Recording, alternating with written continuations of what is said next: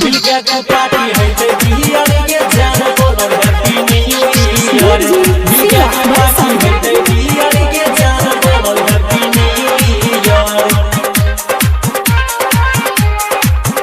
ले रे नया साल सुने रे डियर, चलते रे नया साल में मुर्गा और बियर।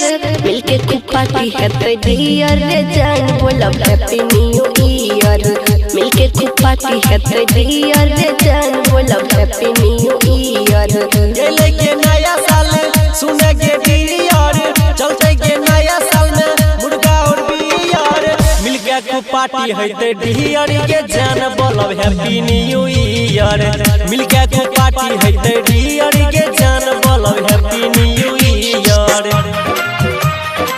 मिलके को पार्टी है ते डियर के जान बोलो हैप्पी न्यू ईयर। मिलके को पार्टी है ते डियर के जान बोलो हैप्पी न्यू ईयर। अब की नया साल में रहबे सब संगे, पार्टी मनेबे खूब हत हुरडोंगे। पार्टी मनेबे खूब हत हुरडोंगे। जब की नया साल में रहबे सब संगे, पार्टी मनेबे खूबे हेते हुरडोंगे। डीजे बजेबे खूबे कमर हिलाइबे, मैथिली गाना हम खूबे बजाइबे। मिलके सब पार्टी हेते डियर के जान बोलो हैप्पी न्यू ईयर। मिलके को पार्टी है ते डियर रे जान बोलो हैप्पी न्यू ईयर। मिलके को पार्टी हेते डियर के जान बोलो हैप्पी न्यू ईयर।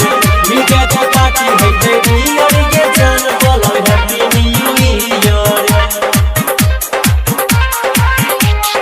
अब की नया साल में घूमे रे जइबै, मुंगेर के ऋषि पुल में डुबकी लगइबै। मुंगेर के ऋषि पुल में डुबकी लगइबै। अब की नया साल में घूमे के जइबै, मुंगेर के ऋषि पुल में डुबकी लगइबै।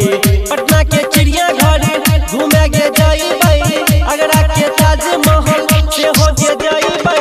मिलके सब पार्टी है ते डियर के जान बोलो हैप्पी न्यू ईयर। मिलके को पार्टी है ते डियर